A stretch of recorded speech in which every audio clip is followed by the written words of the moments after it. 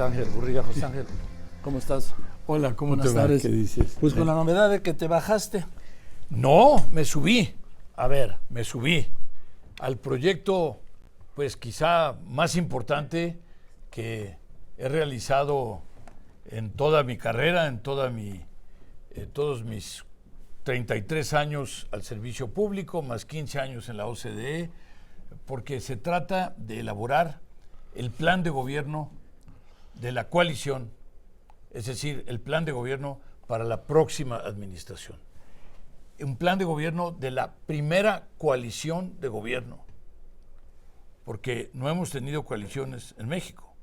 Hemos tenido algunas alianzas para fines electorales, etcétera, y estamos hablando de que algunas veces pasan meses los partidos de coalición en formar su coalición, porque se tienen que poner de acuerdo sobre qué es lo que van a hacer, no solo en la próxima semana, el próximo mes, sino en los próximos años. Así es que estoy muy emocionado, muy halagado y también muy desafiado, porque la tarea es enorme. Dice el presidente que te bajaste que porque tú no juntas los votos. No, bueno, yo ya tenía todo un camino para conseguir los votos, ya estaba trabajando con un montón de organizaciones de la sociedad civil. Acuérdate que yo me presento como un candidato ciudadano y por otro lado ya tenía varios sindicatos que me habían ofrecido su apoyo, un montón de asociaciones y un montón de grupos profesionales, gremios, etcétera. En fin, por supuesto que íbamos a hacer el esfuerzo y yo sentía que esa era la menor de los problemas. Y la verdad es que 150,000 en un país de 130 millones de habitantes, pues debe ser posible conseguirlos. Así es que no es eso. Yo te diría, lo que pasa es que los tres partidos, los presidentes de los tres partidos, me convocaron y me dijeron, queremos, porque para nosotros es muy importante, que junto con el proceso electoral acompañemos la formación, la elaboración de un plan de gobierno y que sea el que acompañe al candidato o la candidata. Y francamente, pues yo lo pensé un poco, pero no demasiado. Me pareció que si a los partidos y a los miembros de la sociedad civil unidos, el Frente Cívico Nacional, etcétera, les parecía que eso era lo más importante que había que hacer en este momento, entonces, y me lo estaban pidiendo a mí, yo muy halagado, muy honrado, muy comprometido y al mismo tiempo, como dije, muy desafiado, porque la tarea es bastante importante y yo te diría, no se ha hecho nunca ha habido planes de gobierno para un partido, nunca para varios partidos y menos aún para varios partidos y para la sociedad civil conjuntamente. Ahora, tú sabes que no se vota ni por las plataformas de los partidos, ni por su declaración de principios, ni por los planes de gobierno, se vota por los candidatos.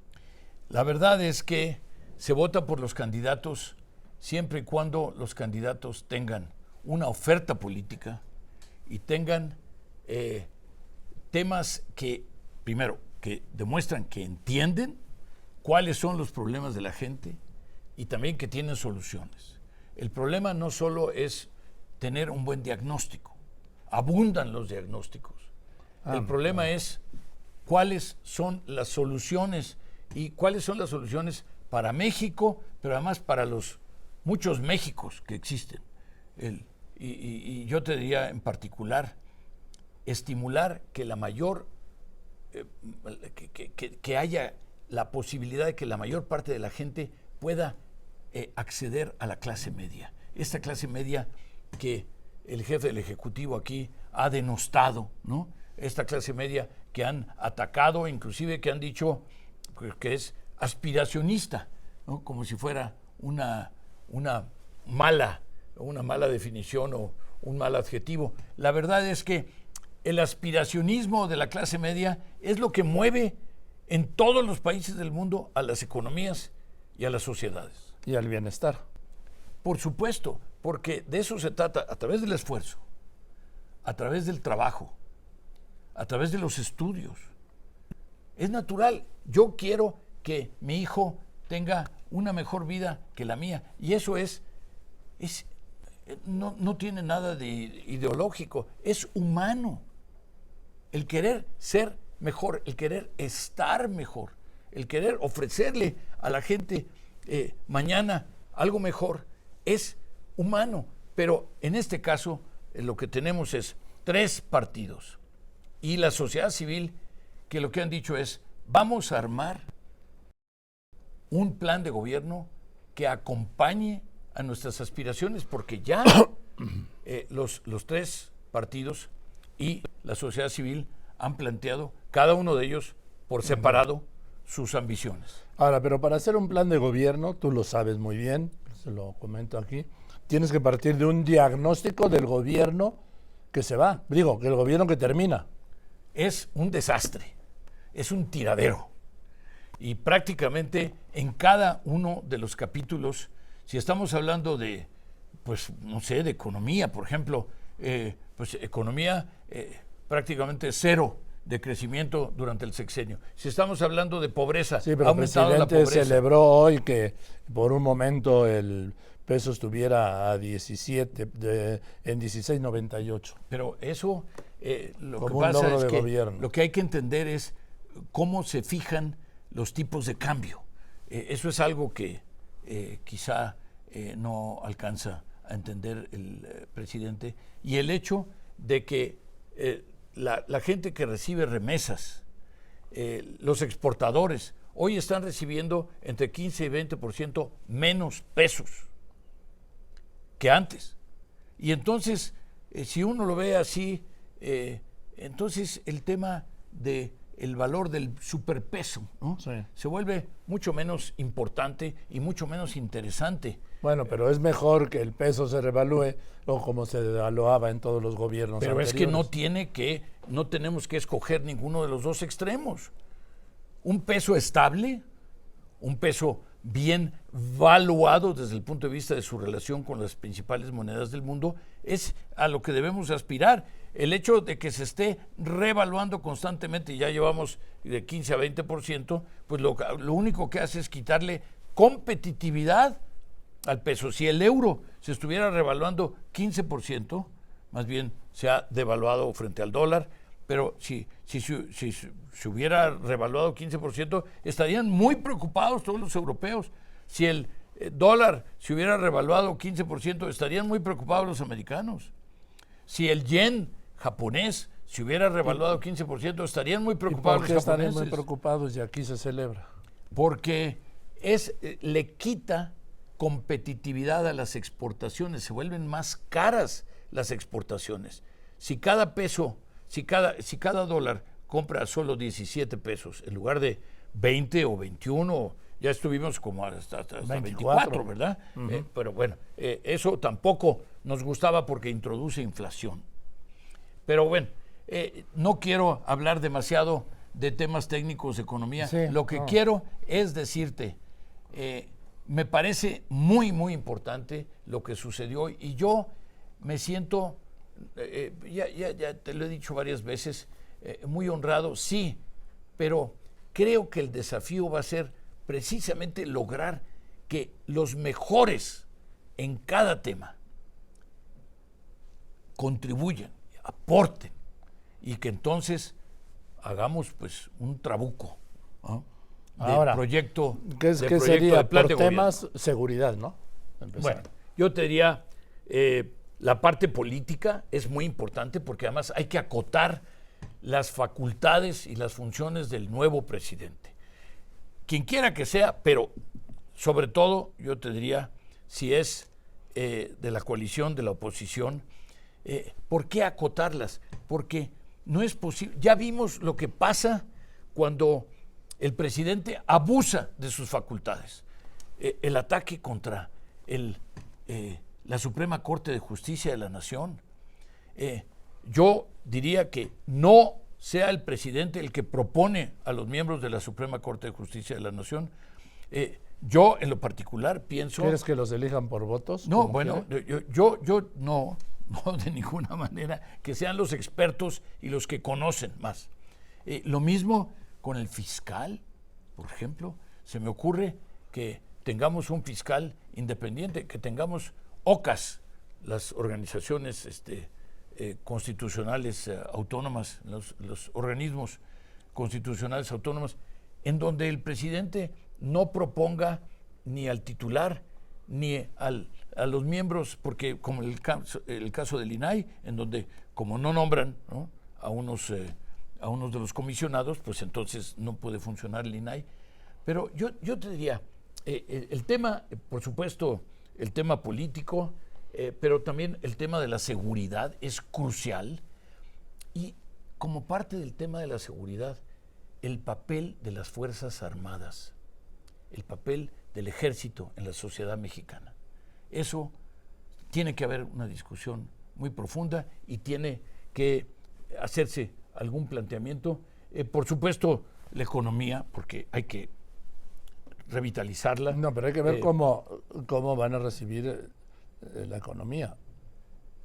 La vamos a recibir. Según dice el presidente, con un gran crecimiento, destruida, con una gran inversión, con la mayor inversión extranjera de que haya registro y con un peso en 16. Mira, lo que pasa es que la posición geográfica del país hace que estemos recibiendo inversión extranjera, en particular, para aprovecharse del TEMEC y para aprovecharse de algunos de los otros. Entonces eso es cierto. Pero el problema es no que sigamos recibiendo alguna inversión extranjera, sino cuánto podríamos recibir de inversión extranjera en caso de que no espantáramos a la clientela. Estamos espantando a la clientela y mucha gente lo que está haciendo es esperándose a ver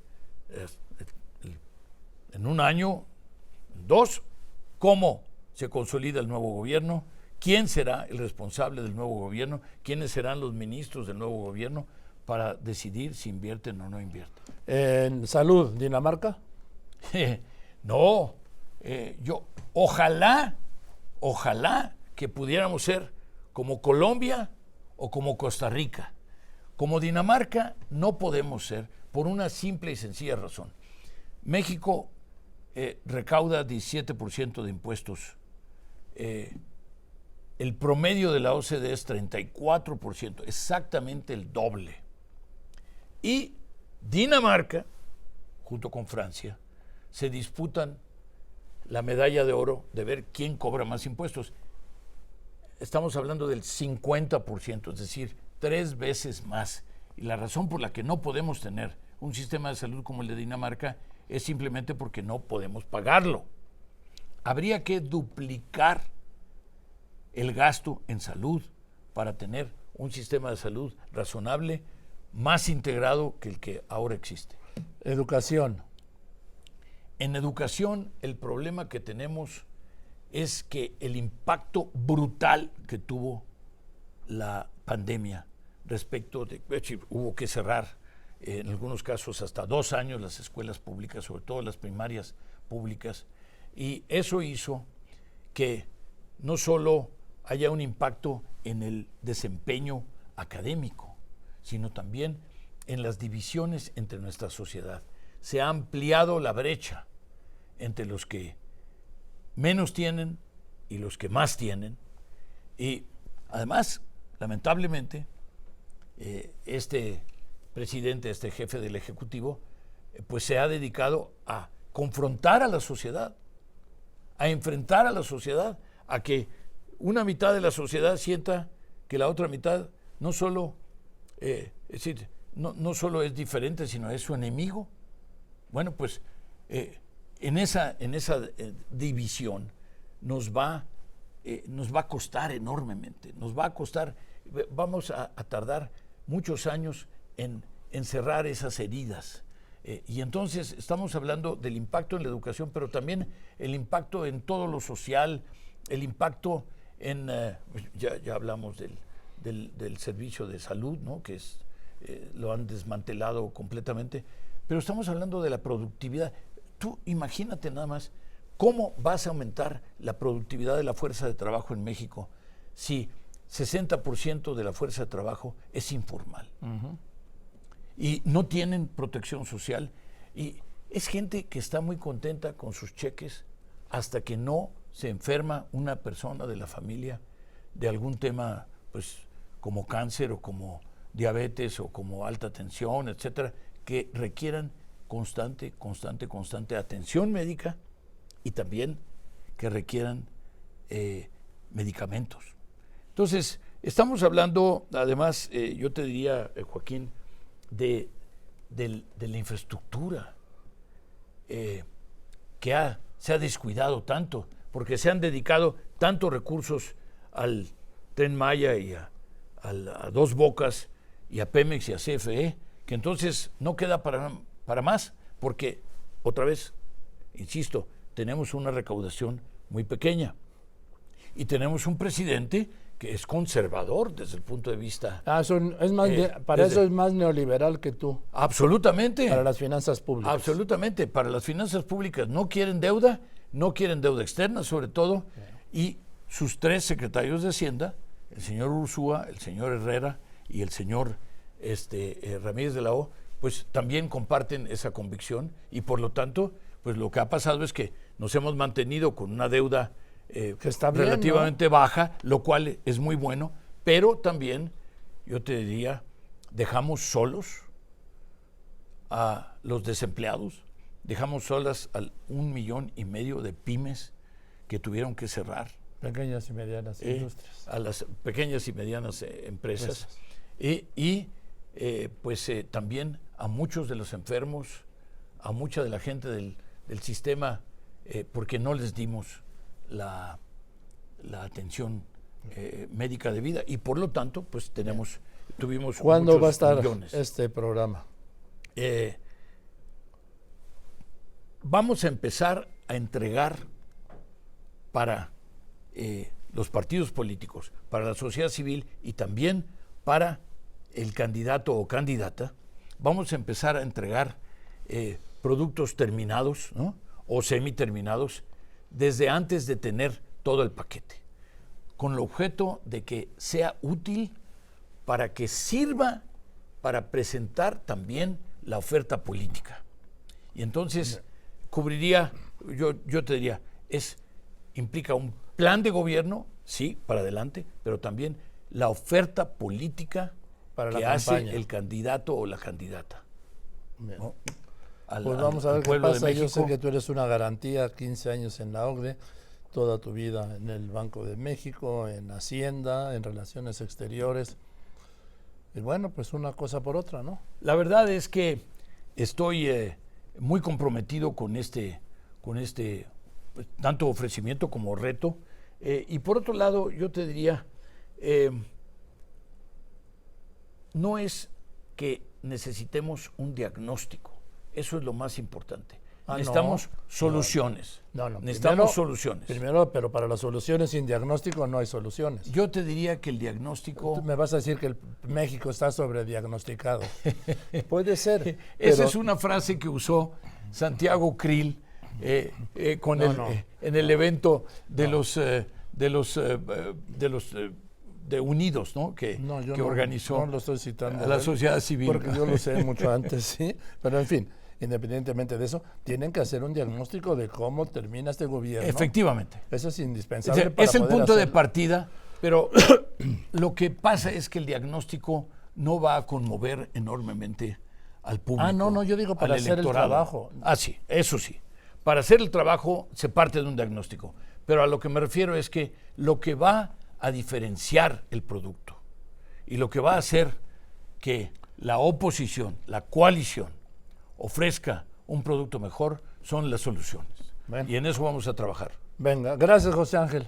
Muchísimas gracias a ti. Estés muy bien, me da mucho gusto verte. Saluda a la doctora. Y estaremos trabajando y estaremos informándote y estaremos comentándote. Gracias, es José Ángel Gurría. Sí, no, vamos a ir al corte y después de corte lo que dijo esta mañana el presidente en la mañanera siguió haciéndoles campaña, por cierto. Así es. Sí. Y también le voy a tener la información de este terrible accidente en Oaxaca. Y yo debo 27 decir muertos de que una- lamento enormemente que otra vez se haya metido contigo. Ah, bueno. Y lamento enormemente porque yo creo que primero tiene mejores cosas que hacer y en segundo lugar porque él, su partido, propuso una ley que impidiera al gobierno estarse metiendo con individuos, con personas y abusar entonces del derecho y del poder que le da este púlpito de todos los días. Entonces, lo lamento enormemente. Habría que recordarle a él que él fue el que se quejó de los ataques del gobierno en ese momento y que entonces propusieron esa ley. Yo te digo que él me ha acosado más de 300 veces y que bueno, finalmente, pues mira, al final nos quedamos los reporteros y los ciudadanos. Bueno, los ciudadanos y los presidentes pasan. Yo he visto pasar desde Díaz Ordaz. Imagínate, me van a venir a intimidar a estas alturas de la vida que tengo, 76 años y casi 56 años de reportero. Muy bien. A estas alturas de la película.